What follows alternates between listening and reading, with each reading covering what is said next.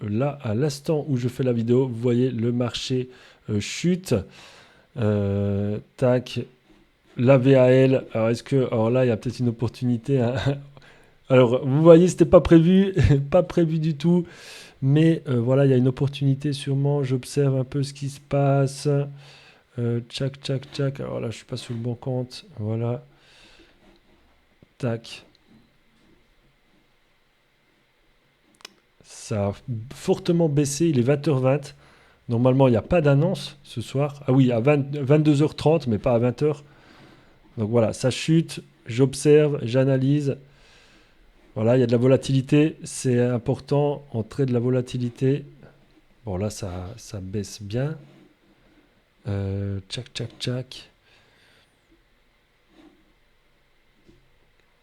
Ça se rapproche des plus hauts de la semaine précédente, qui sont à 25 515. Ah ouais, bah ouais, ça rebondit là-dessus. Ah non, c'est pas ça, c'est 500. Bon, ça a bien repris.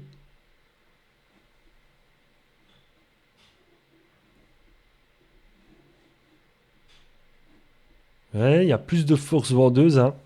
Bon, finalement, c'est un cas d'étude. Quand il y a une chute comme ça, comment on agit? Donc là, normalement, j'attaque les plus bas, hein, dans ce cas. Là, on est en 1 minute. Là, en 5 minutes. On est sur les plus hauts de la semaine précédente. Donc déjà, un rebond sur les plus hauts. Voilà. Donc ici, voilà, ouais, là, il y a du rebond. Allez, je me positionne sur les 25 500. Je laisse, j'observe. Voilà, je vais me mettre là. Voilà, c'est bon. Donc voilà, là, c'était un rebond sur le plus haut de la semaine précédente. Ah ben attendez, vous voyez, il est ici. Magnifique cas d'étude, hein. Oh là là, là, c'est pépite, hein. Parce que voilà, je ne pense pas tout le temps enregistrer quand il se passe des choses sur les marchés. Mais là, je voulais vous montrer ce qui se passe. J'ai vu cette bougie. Voilà, c'est du live en direct. Peut-être je la poste même sur YouTube sur cette vidéo. On verra. En tout cas, abonnez-vous si ce n'est pas déjà fait. Voilà, si c'est pour au cas où je la poste sur YouTube. Voilà, il faut quand même demander aux gens de s'abonner, hein. Voilà, abonnez-vous. Vous allez trouver tout ce qu'il faut pour apprendre à scalper les marchés. Donc voilà, et bien sûr, likez la vidéo, ça fait aussi plaisir. Et peut-être je la mets même pas sur YouTube. Donc bref, voilà, ce que j'ai fait, c'est que j'ai attendu qu'il y a eu une baisse, forte baisse, et j'ai pas tout de suite pris des trades, hein, en voyant une bougie autant forte, autant fortement baissière. Ce que j'ai fait, j'attends, et j'attends d'observer quand le marché s'approche d'une zone, qu'est-ce qui se passe, pardon. Et là, qu'est-ce qui s'est passé? Le marché, il est venu au 25 500 et je vois qu'il a rebondi fortement. Donc là, ça veut dire qu'il y avait beaucoup d'acheteurs. Dans cette zone, beaucoup d'ordres à l'achat. C'est normal, hein, sur les 25 500, c'est un chiffre rond et c'est tout à fait normal qu'il y ait beaucoup d'acheteurs. Et donc, je me suis positionné directement pour reprendre un rebond. Mais je vois quand même qu'il y a beaucoup de vendeurs actuellement. Donc, je fais attention, je ne vais pas tout de suite me repositionner. Voilà, alors c'est top parce qu'un scalper, il a besoin de volatilité. On trade la volatilité en scalping.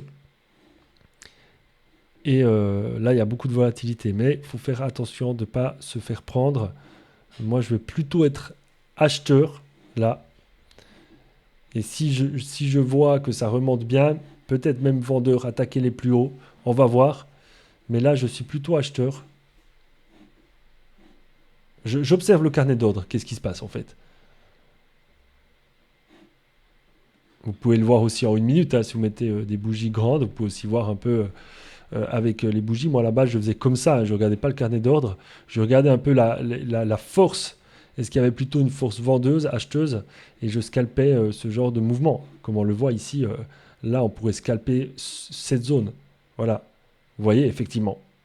Voilà. Donc, je suis en train de vous montrer des choses et vous parler en même temps. Donc, ça fait que je loupe certains trades, hein, là. Mais là, vous avez vu, il y a vraiment quelque chose à scalper. Si vous le voyez, ce que je vous explique, c'est que vous pouvez soit regarder ça sur les bougies directement, soit directement sur le carnet d'ordre.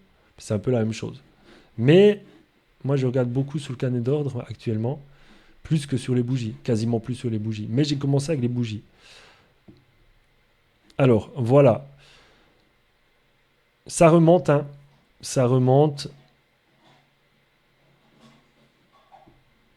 Et là, je patiente. Ah, on voit des vendeurs aussi, hein. Ah, des acheteurs, il y a beaucoup d'acheteurs. C'est un peu dur parce qu'on voit qu'il y a beaucoup d'acheteurs aussi. Bon, il y a énormément d'acheteurs, hein. Donc les acheteurs, là, je vois que les acheteurs gagnent. Vous voyez, après, on le voit clairement sur les bougies, sur le carnet d'ordre, on voit qu'il y avait vraiment des poussées acheteuses. Donc là, il y a les acheteurs qui sont en train de gagner. Donc voilà, j'attends voilà, que le marché revienne pour voir. Ah, on dirait qu'il rebondit dans cette zone. Donc vers les 21, vers les 20, ouais, 22. 522, je me positionne. Voilà.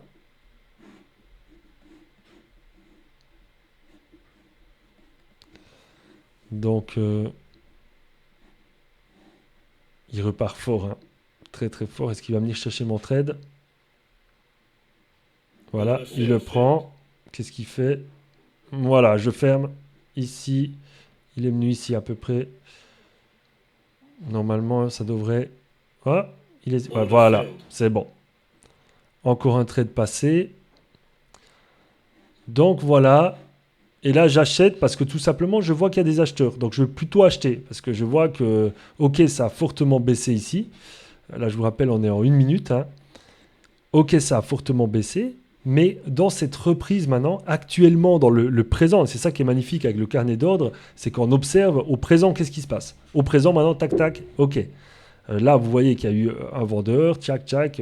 C'est une partie de ping-pong en fait entre les acheteurs et les vendeurs. Et là, en fait, on voit vraiment le champ de bataille au centimètre, au millimètre près. Et on voit les réactions du marché.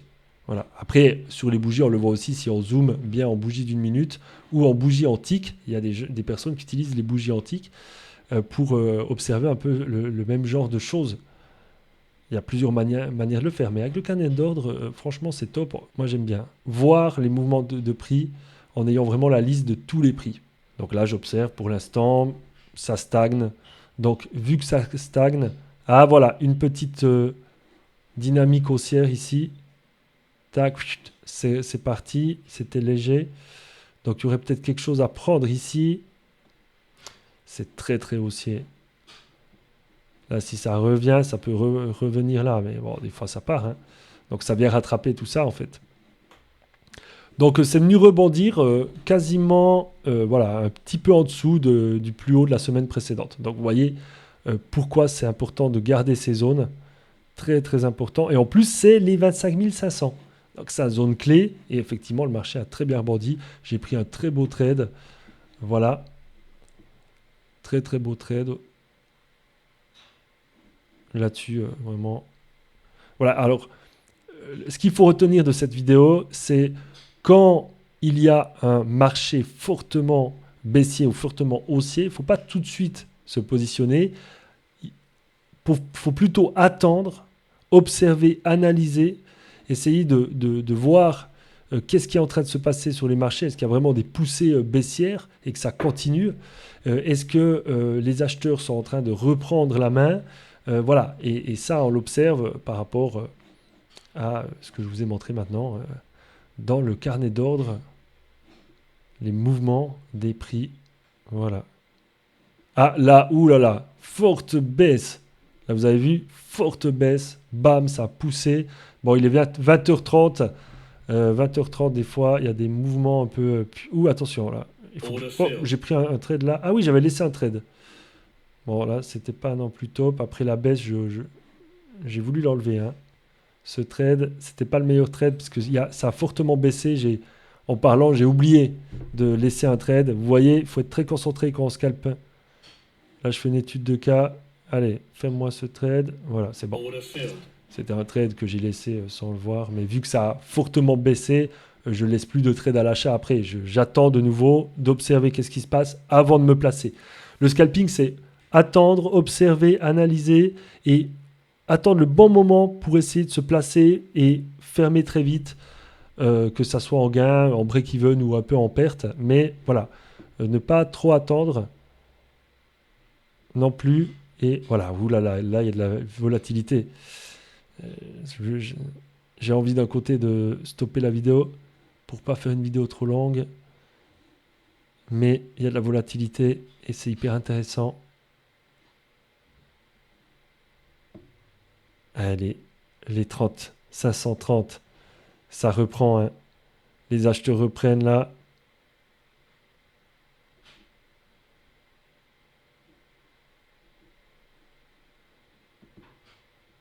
Je sens qu'il va revenir ici chercher, mais j'ai pas trop envie de me placer tout de suite.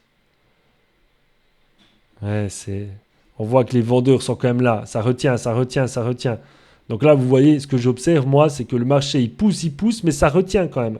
Il n'y a pas de poussée forte baissière, mais il y a des fortes poussées haussières qui sont retenues, qui sont maintenues. Et puis bah là, ça hésite. Donc là, on est dans une bataille. Acheteur-vendeur, acheteur-vendeur. Qui va gagner? Voilà. Donc là, voilà, ça part, les acheteurs gagnent, ça lâche du terrain. Ça lâche du terrain. Pour l'instant, je me place pas, je me place pas, ça sert à rien. Là, ça se bataille. Là, j'ai aucune donnée. Je sais pas qui c'est qui gagne actuellement.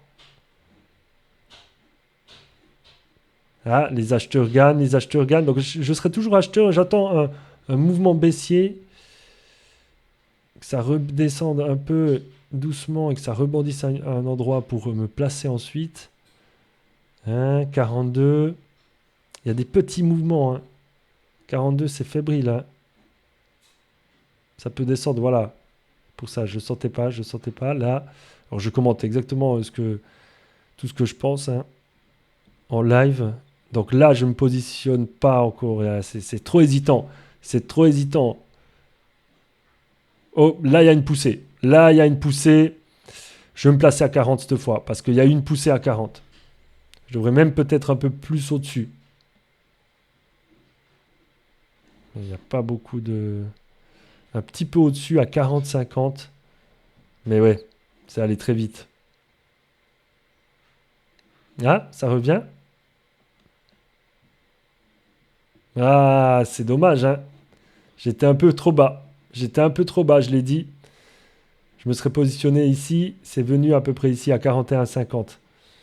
Donc voilà, dommage. Ah, je l'enlève. J'enlève le trade parce que c'est bon. L'action est passée, j'ai loupé l'action, mais c'était à 40, 41,50.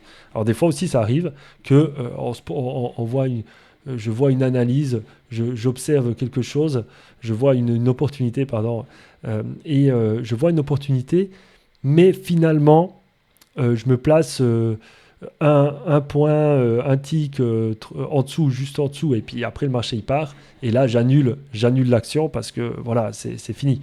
Il y a un autre momentum qui est en train de se passer, une autre bataille. Donc voilà, c'était une petite vidéo pour vous montrer comment je scalpe. Je vais pas faire plus long. Là, les marchés, là, voilà, c'est très haussier, mais il y a pas de retour. Je pense que le marché revient à cette zone avant la baisse. Voilà, cet order block ici, ça revient là-haut, revient chercher cette zone, tout simplement. Alors voilà, j'ai capté un petit peu les respirations. Et voilà, c'était une petite partie de scalping. N'hésitez pas à vous abonner à la chaîne pour suivre mes vidéos sur le scalping. Vous allez apprendre plein de choses. Sachez aussi que je ne suis pas conseiller en investissement. Ici, je vous partage mes stratégies, mes manières, mes méthodes de faire sur les marchés. Mais le trading, l'investissement, c'est risqué. Donc faites attention aussi à vous. En tout cas, je vous souhaite le meilleur et plein de succès sur les marchés. Ciao à tous.